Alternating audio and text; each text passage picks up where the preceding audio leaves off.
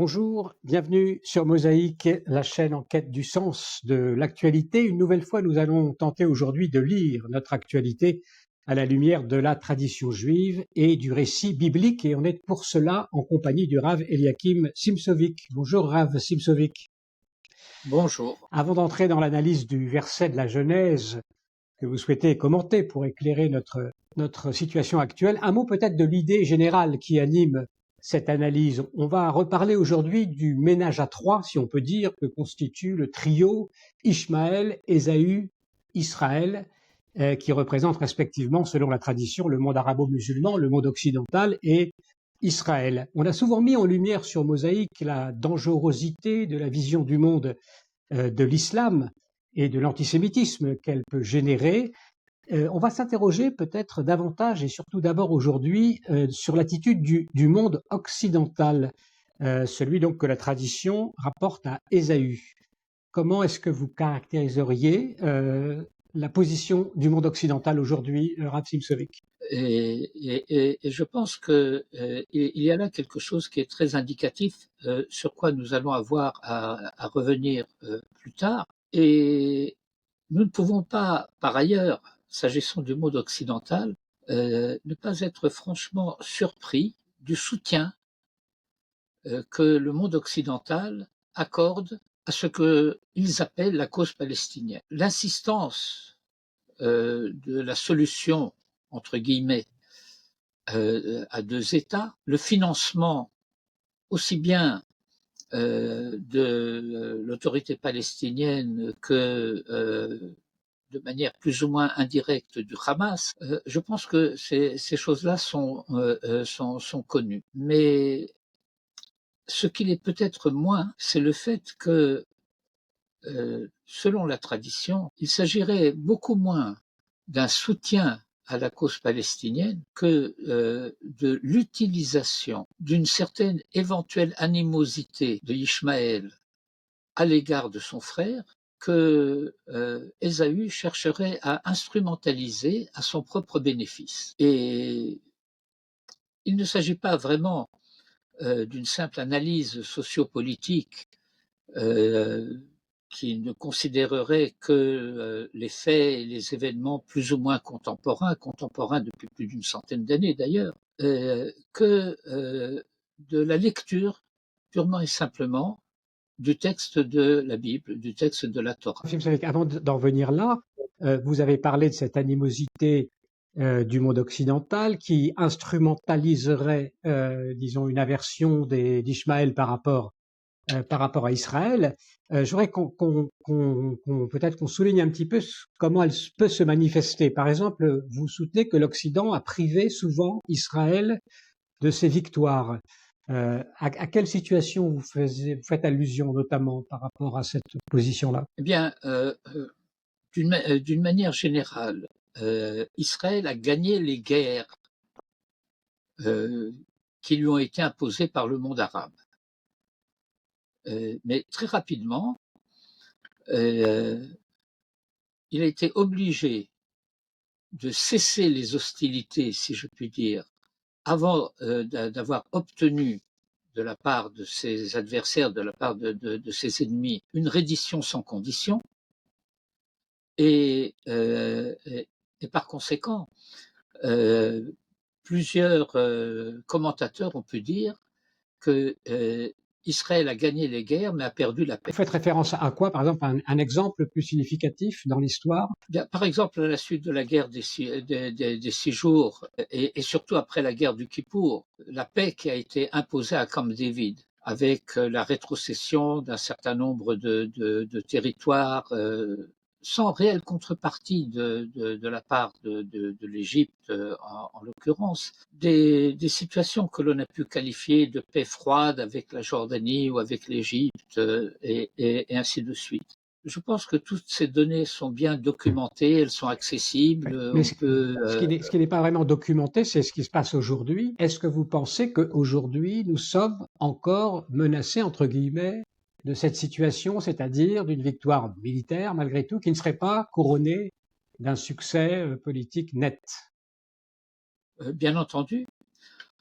D'abord parce que euh, ceux qui se présentent comme des alliés d'Israël, qui ont d'une manière assez formelle soutenu le droit d'Israël à protéger son territoire, sa population, ainsi de suite, et qui ensuite exige, sous le couvert d'une aide humanitaire, de fournir à Gaza une aide qui précisément prolonge la guerre, sachant pertinemment qu'une grande partie de cette aide est détournée par le Hamas à son propre profit. L'insistance à demander à Israël, en pleine guerre, de parler de ce que sera l'avenir de Gaza après, l'insistance à reparler de la solution à deux États, le fait par exemple que, en pleine guerre avec le Hamas, alors qu'Israël est en guerre avec le Hamas, le Parlement français a voulu procéder à une reconnaissance unilatérale de l'autorité palestinienne, c'est-à-dire d'un État palestinien en quelque sorte. Tout le monde sait que les accords d'Oslo ont sombré. Tout le monde sait qu'à la suite des accords d'Oslo, il y a une recrudescence d'attentats, il y a des milliers d'Israéliens qui ont payé ces accords de leur vie. On sait que l'autorité palestinienne rétribue les familles des terroristes qui ont commis des attentats en Israël, les glorifie, des écoles, des centres sportifs, et ainsi de suite, sont nommés du nom de ces personnages, et c'est avec eux qu'on devrait, nous, faire la paix. J'ai souvent dit, pour ma part, que, en réalité, Israël n'est pas en guerre avec le monde palestinien. C'est le monde palestinien qui est en guerre avec Israël.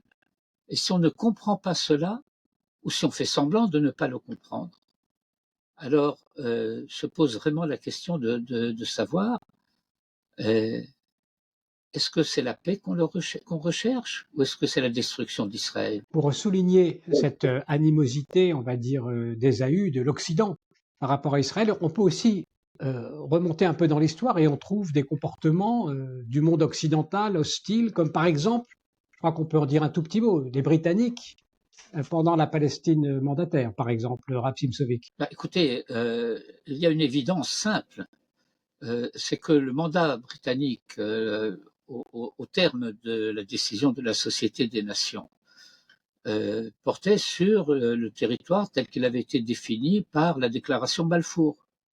Or, ce territoire comprenait les deux rives du Jourdain, mais les Britanniques avaient des intérêts euh, qu'ils voulaient garantir. C'est assez compliqué, je dois dire, parce que intervient aussi dans cette histoire une rivalité entre la Grande-Bretagne et la France, le partage d'influence entre la Syrie et le Liban aux Français, la Syrie aux Britanniques, et le fait qu'il fallait dédommager en quelque sorte un souverain arabe qui avait perdu son territoire, en fait, puisque celui qui était le, le souverain de la Mecque et qui était venu guerroyer avec, pour les Britanniques contre les Turcs, entre-temps, l'Arabie saoudite s'est emparée de son propre territoire à lui, et lui, il s'est retrouvé sans rien. Alors, pour le dédommager, on lui a donné la rive orientale du Jourdain. Au détriment de qui? Au détriment du foyer national juif en Palestine.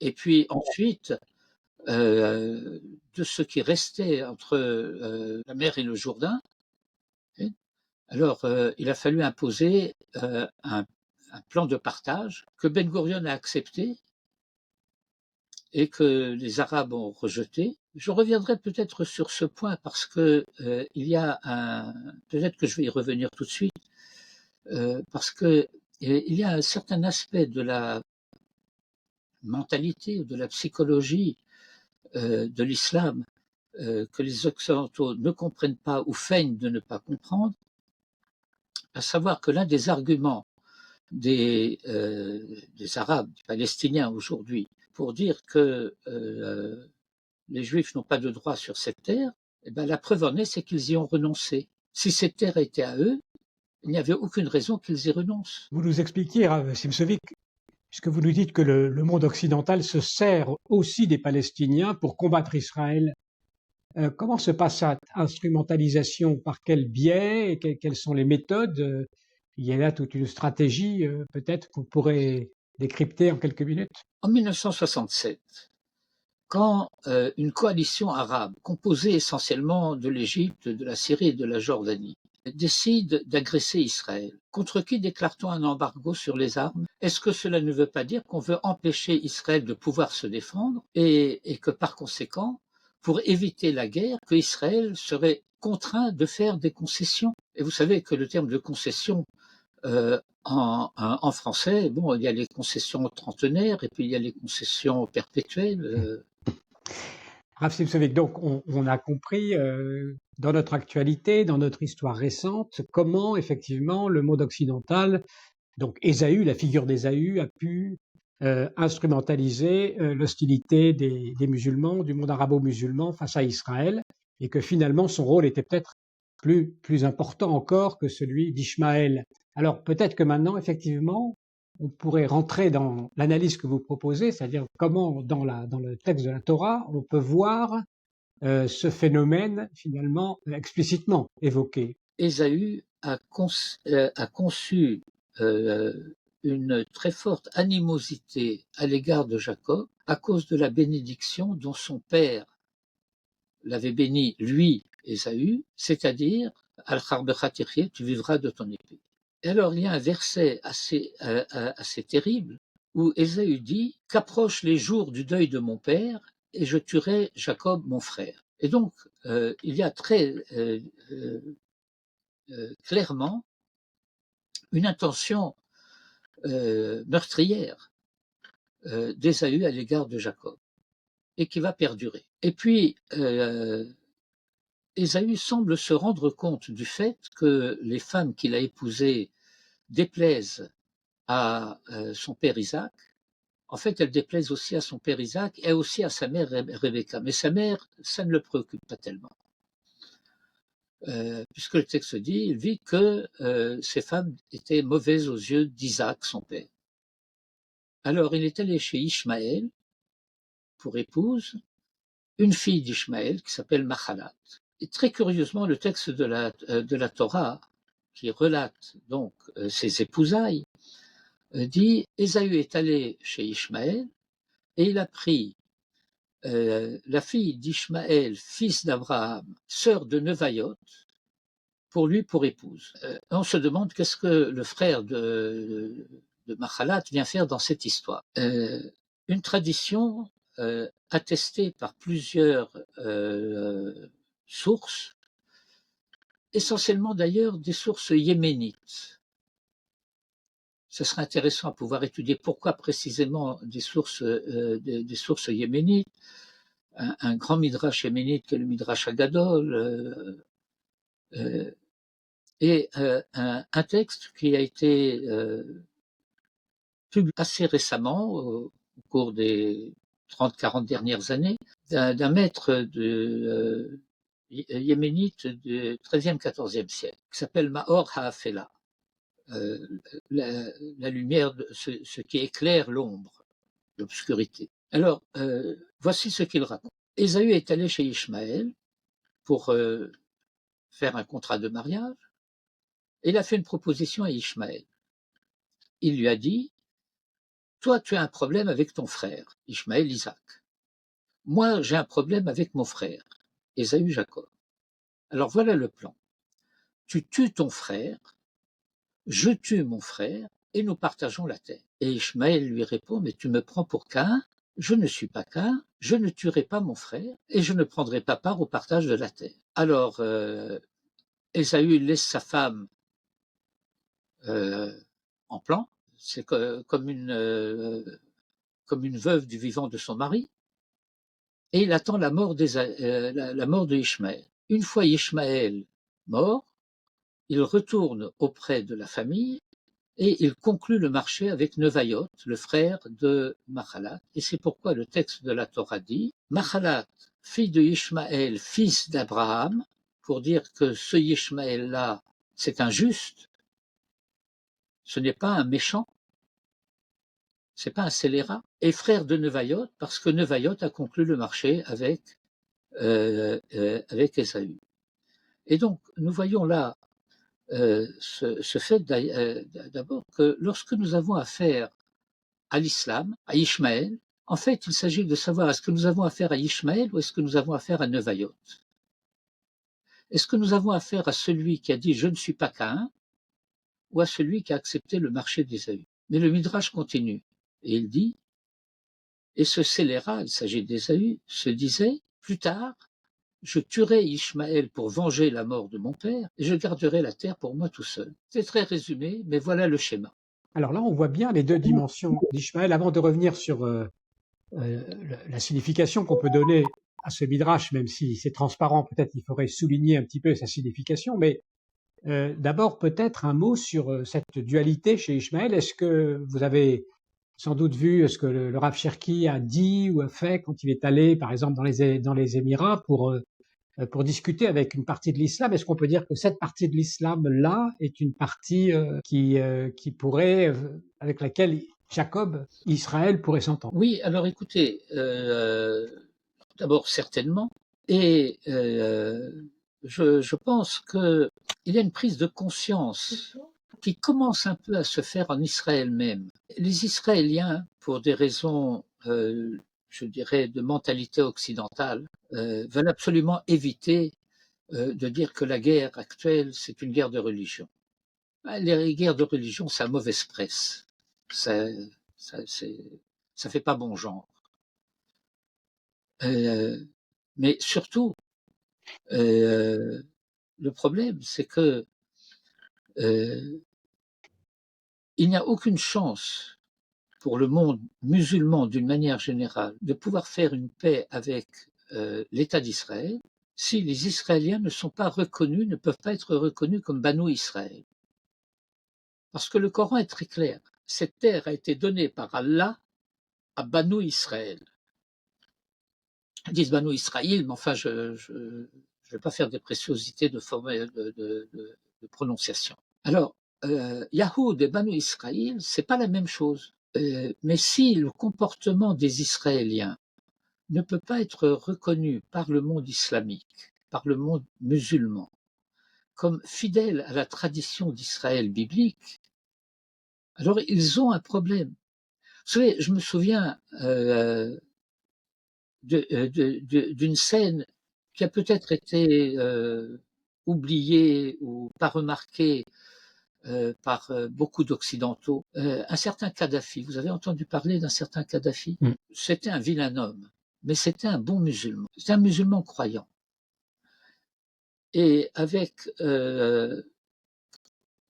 une, comment dire, une détresse réelle, cet homme a déclaré une fois, si au moins nous pouvions être sûrs que les Juifs sont bien Israël. Ça Vous signifie, comprenez l'implication? oui, ça signifie qu'il y a avec Ishmaël une possibilité, un chemin vers lequel il peut y avoir une entente, tandis que, c'est là où on revient au Midrash aussi, avec Ésaü, c'est une hostilité qui est finalement sans remède, on a l'impression. Écoutez, il sait être hypocrite. Lorsque Jacob va revenir de chez Lavan avec toute sa famille, ses femmes, ses fils, il va rencontrer Ésaü et il y a un verset où les frères tombent dans les bras l'un de l'autre et il dit et ils s'embrassent. Il y a une particularité scripturaire du texte de la Torah fait dire à certains commentateurs Ésaü l'a embrassé, mais en réalité, il voulait le mordre. Alors, les commentateurs sont en désaccord. Certains disent, à ce moment-là, il a vraiment eu un élan d'affection pour Jacob et il l'a embrassé sincèrement. Et les autres disent, pas du tout. Et Ésaü propose à Jacob de marcher de conserve, d'aller ensemble. Jacob refuse. Et il lui dit, plus tard, je viendrai chez toi. Ça s'est jamais réalisé. Ce plus tard, je viendrai chez toi. Il y a un prophète, qui est le prophète Obadiah, qui d'ailleurs est descendant de convertis, et qui dit dans sa prophétie que le jour viendra où les sauveurs monteront de la montagne de Sion pour juger la montagne de Séhir qui est dévolue à Ésaü, et alors la souveraineté appartiendra à Dieu. Et, ce jugement n'a pas encore été fait. Ça se résoudra à la fin, c'est-à-dire. Mais ça viendra. Mm. Un certain nombre de choses se dévoilent aujourd'hui, je voudrais quand même le dire, il ne reste pas beaucoup de temps. Le fait que des personnages importants, des personnalités importantes de l'ONU puissent tenir le discours qu'elles tiennent est très significatif. C'est-à-dire? Eh ben, c'est-à-dire de l'hostilité, de l'animosité de ceux qui sont supposés représenter l'espérance de paix mondiale à l'égard d'Israël seul. Significatif de quoi? Ben, significatif de cette hostilité que une partie, en tout cas, du monde occidental éprouve à l'égard d'Israël. Je dirais consciemment ou inconsciemment, volontairement ou involontairement. C'est là que nous n'avons pas le temps d'analyser dans le détail ces aspects de la question. Le monde occidental s'est construit sur la culture grecque et la spiritualité chrétienne. Et si le monde occidental, d'une manière plus ou moins consciente ou volontaire, ne se veut plus absolument chrétien, il n'en reste pas moins que culturellement, identitairement, il est chrétien. Or, il est indéniable que pendant des siècles, voire plus que des siècles, mais même à l'échelle de millénaires, le christianisme a enseigné la haine d'Israël. Je ne suis pas sûr que ce genre de choses puisse facilement s'oublier. On dit parfois qu'Israël, on va terminer là-dessus, Rav Simsovic, Israël s'est occidentalisé. Est-ce que vous avez le sentiment qu'après le 7 octobre, est-ce qu'il s'en est suivi, il va y avoir un changement de l'attitude d'Israël, des Israéliens, face aux nations, à commencer précisément par le monde occidental, une espèce de recentrage à partir de ce que vous venez de dire? Écoutez, vous abordez là un sujet grave et important, mais que je ne peux pas traiter en quelques secondes. Israël s'est occidentalisé, Israël s'est orientalisé, Israël c'est sa bouillante culture, si je puis dire, d'énormément d'horizons qui se retrouvent et qui se rencontrent en Israël, et c'est une bénédiction. Mais il y a des scories dont il faut quand même arriver à se débarrasser. Rav Simsovic, à partir de ce que vous nous avez dit, décrit sur ce paysage, on va dire, biblique, des origines des grands monothéismes, quelle sera selon vous la principale conséquence de ce 7 octobre et de ce qui s'en est suivi pour Israël? Écoutez, je pense qu'il est encore un peu tôt pour pouvoir le dire. Certaines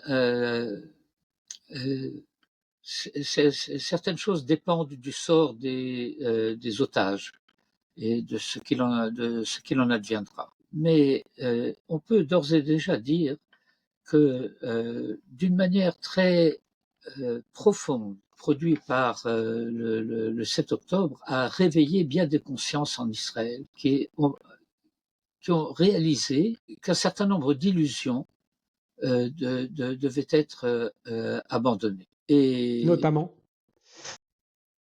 Notamment l'illusion de la solution à deux États, la solution accord d'Oslo. Je ne sais pas si vous le savez, je ne sais pas si on le sait. En France, par exemple, puisque nous parlons français, donc la France nous concerne plus particulièrement, ces kibbutzim, ces yeshuvim, ces villages du pourtour de Gaza étaient peuplés essentiellement par des gens de gauche, par des gens qui soutenaient les accords d'Oslo, qui soutenaient la solution à deux États. Et c'est eux qui ont été les victimes au premier rang de cette agression du Hamas du 7 octobre. Vous comprenez ce que je suis en train de Oui, dire? tout à fait, oui, oui. C'est-à-dire que ça fait changer effectivement la perception des Donc, Israéliens. Mais pour rester sur notre problématique, ils ont accueilli chez eux des Palestiniens de la bande de Gaza qui venaient travailler aussi chez eux. Et ils ont été surpris de découvrir le nombre d'informations extrêmement précises et détaillées que ces travailleurs ont fournies au Hamas concernant leur maison. oui, ce sont des faits effectivement qui sont, j'allais dire, qui parlent d'eux-mêmes sans qu'on ait besoin de les commenter, qui changent sans doute la façon dont certaines personnes à gauche voient la suite de la coopération, possibilité d'entente avec les Palestiniens sur le mode en tout cas étatique. Mais pour finir complètement par rapport à ce que vous dites, parce qu'on a parlé du monde occidental, est-ce que là aussi, il y a peut-être une révision qui s'opère quant à l'idée que l'Occident est un soutien pour Israël de manière solide? Écoutez, je pense que les Israéliens sont parfaitement conscients du fait que ce soutien est au moins à deux vitesses. Le soutien des États-Unis, qui a été assez total, si je puis dire, par la fourniture d'armement et ainsi de suite, s'accompagne en même temps d'une espèce de chantage, dans une certaine mesure, qui veut empêcher Israël d'en finir aussi avec le Hezbollah, qui est autrement plus dangereux que le Hamas. Vous savez, il y a près d'une centaine de milliers d'Israéliens du nord du pays qui ont été obligés de quitter leur domicile parce que le Hezbollah n'arrête pas de tirer euh, des fusées anti-tank et des Katyusha, etc., sur toute la frontière nord. Et Israël n'intervient pas. Oui, bon, on bombarde, des tirs de canon, etc. Mais c'est tout. Alors qu'il y aurait la possibilité d'en finir avec le Hezbollah, ce que les Libanais espèrent désespérément. Et puis, euh, l'insistance d'empêcher Israël d'aller à Rafah, alors qu'on sait que c'est là-bas que se trouvent actuellement, très probablement aussi la plupart des otages, et certainement les chefs du Hamas. Ah non, vous n'allez pas aller là-bas. C'est trop dangereux, c'est trop problématique, c'est trop ceci, c'est trop cela, etc. Mais ça veut dire quoi? C'est qu'on veut sauver le Hamas. Pourquoi? Et on retombe sur ce que vous nous disiez de l'attitude du monde occidental relativement à l'instrumentalisation qu'il peut faire de cette situation. On va s'arrêter là, Rav Simsovitz, parce que le temps qui nous est imparti s'achève. Merci beaucoup, en tout cas, nous avoir donné cet éclairage, je crois, original par rapport à tout ce qu'on peut entendre jusqu'à présent. Merci infiniment et merci à tous pour votre attention. Merci. Merci beaucoup d'avoir écouté cette vidéo et pour suivre nos prochaines interviews, eh bien, vous pouvez vous abonner à Mosaïque. C'est très simple, il suffit de cliquer sur le bouton ci-dessous.